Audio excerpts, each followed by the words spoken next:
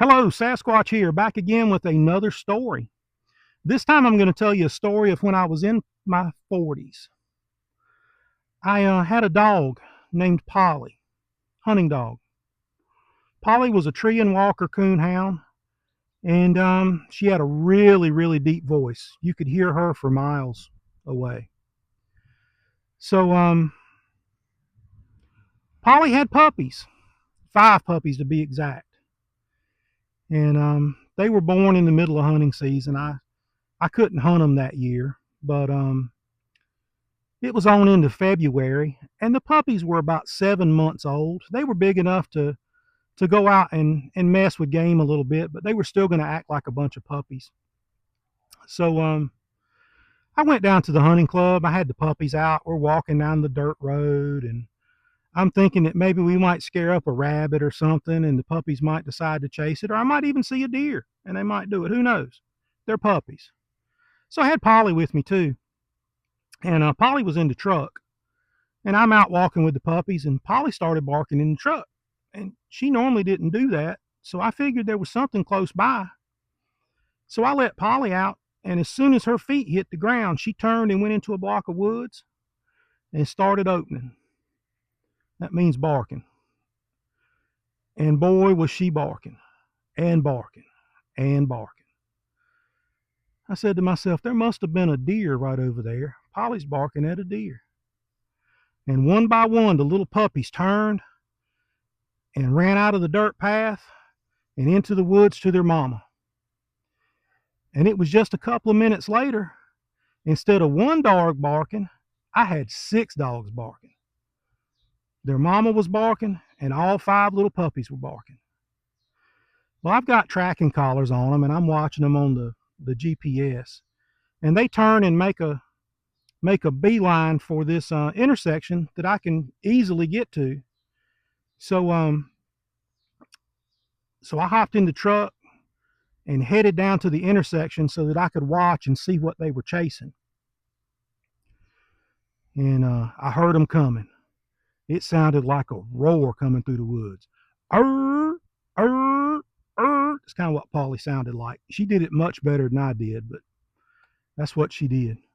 And it was arr, arr, arr. And then I heard it coming through the woods. It sounded like somebody was driving a F-250 right through the middle of the pine trees. Boom, boom, boom, boom, boom, boom, boom, crunch, crunch, crunch. And about time that I got a good look at it, I realized they were chasing about a 400-pound bear. I said, oh my God, I'm down here by myself.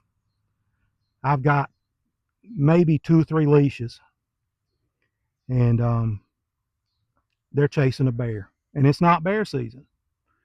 So I'm like, well, maybe I can catch them right here at this crossing. So I heard Polly coming, and she was barking, and she was running, barking every breath. She busted out of the woods. Nope, didn't catch Polly. And one by one, the puppies came through. They were hitting the road, and I was reaching for them, running for them, trying to catch them. No chance. All 6 dogs got past me into the biggest block of woods on our hunting club with the thickest briars. So I watch on the GPS, and I'm like, maybe they'll turn around and come back. Maybe the bear will come back. The thing about bears, though, is they normally run a straight line. Unless something deters them off of it, they usually run straight through. So I watched and I watched and I watched. And they stopped about 300 yards in the woods barking at the bear. I could hear Polly, and I could hear the puppies.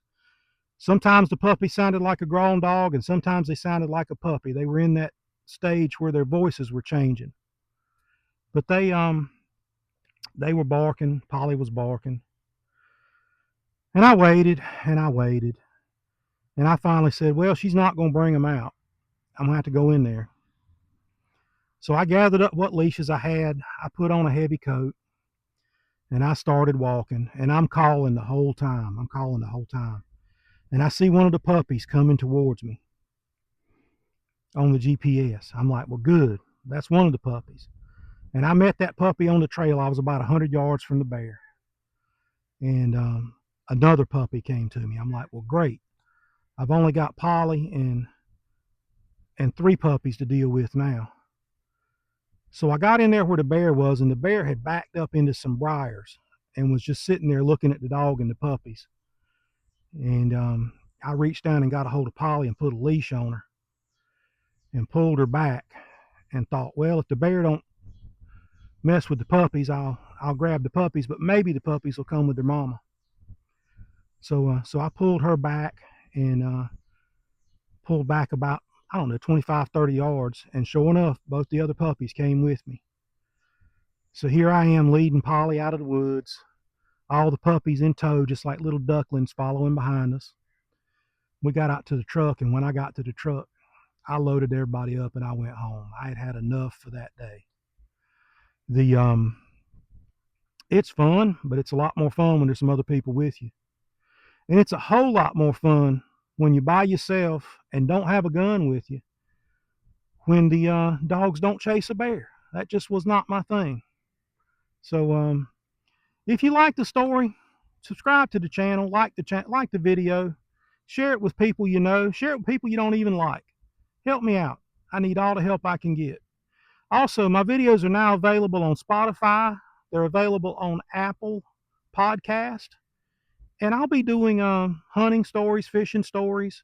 I'll be doing stories about growing up in tick bite. And I'll be doing stories about my time with the National Security Agency and military intelligence. Um, Stick around. You're going to like it. Have a great day. This Sasquatch.